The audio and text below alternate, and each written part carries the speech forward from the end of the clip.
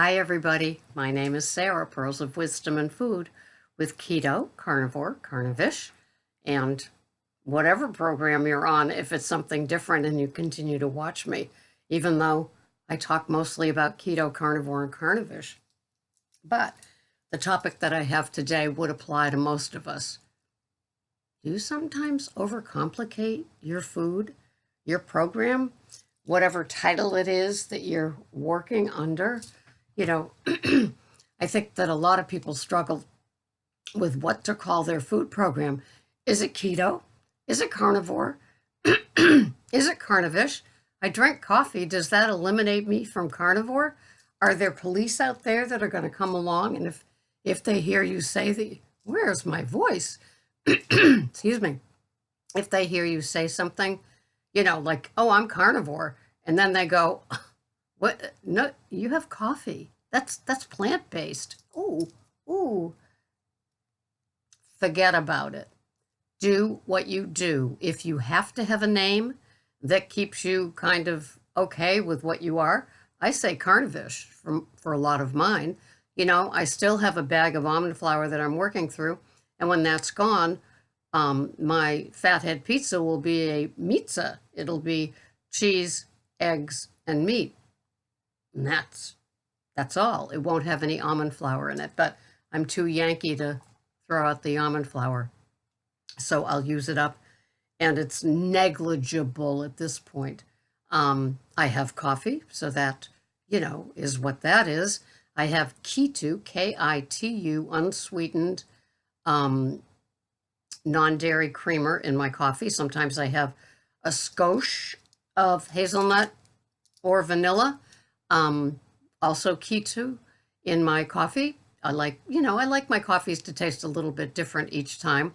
I buy the cold brew in the jugs, the stock, and the Starbucks medium blonde, I think it's called. And then I buy the cold brew Java House and that Keurig friendly. Then I have VitaCup, which is infused with vitamins. I have lots of boxes of those from my hoarding. Thank goodness they're good for a couple of years. And then I have Paul Newman's French roast and special blend often as well. And so that pretty much makes up all the different coffees that I have. I like them with a little punch and zing, and I go about my day. So, and then I do put keto pumpkin spice latte or ghee or keto, Kerrygold butter in my first cuppa. And this is recently new. I've been doing this for a couple of weeks, and I like that because I'm busy right out of the gate with my Uber and Lyft driving. That's why I'm up early. It is 3:30. I am making my video, and then I will turn on my apps in my phone and get ready for the day. There's usually a lull midday, and that's when I do my housework or my food prep for Greg, things like that. But we cook a lot on the Big Green Egg on Sundays. So this week's offerings are ribeye.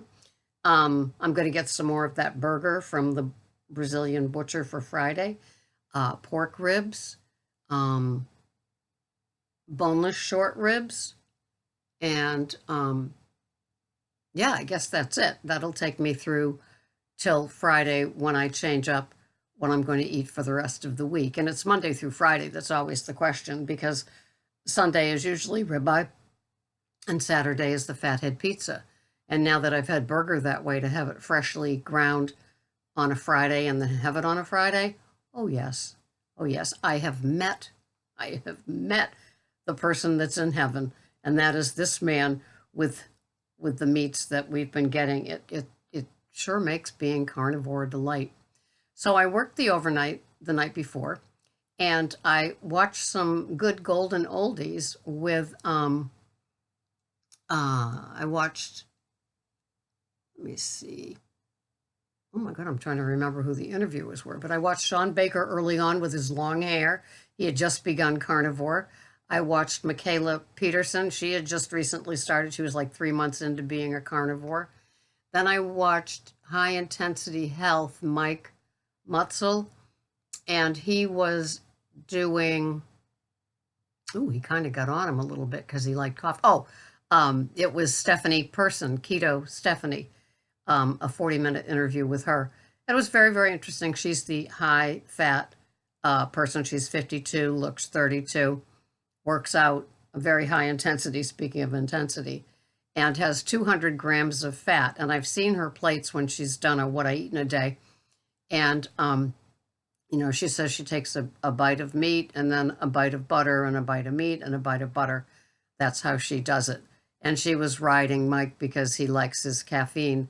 She would order her clients not to have caffeine right out of the gate and all the reasons why it's not a good idea. I don't think he's changing anytime soon, nor am I. Yeah.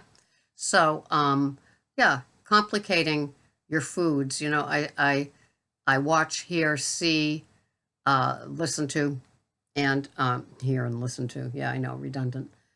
People that tend to make their days complicated. I know that if I was to teach somebody how to make my coffee my way, they would say, "That's Sarah. He's talking about complications. That is a little weird." But that's the Goldilocks in me. I like my coffee the way I like my coffee. It's a pure treat. It is. It's not anything that I take for granted. I love my cups of coffee, and they are a bridge to the OMAD. They have kept me where I am. I have maintained my weight. I have put on 3 pounds, and I do really feel it's because I'm mostly carnivore now. And when I do have a hunk of beef, it could be a pound. That ribeye on Sunday could be a pound when I weigh it. I don't have all the fat. I do trim a lot of the hunks of fat away, but it's a fatty meat. There's a lot of fat through the meat part. And so, Sean Baker was talking about that, how people will put on weight and give it a chance, like a la Kelly Hogan, who lost 100 pounds.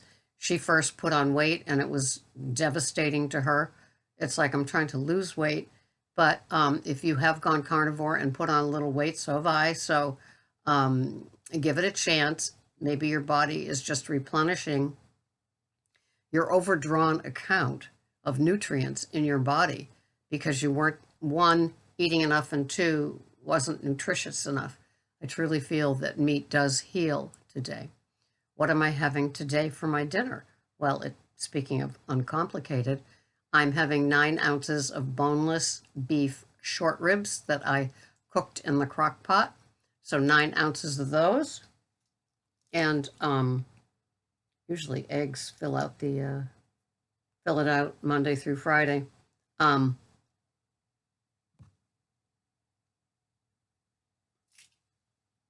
The total is almost 1,300 calories.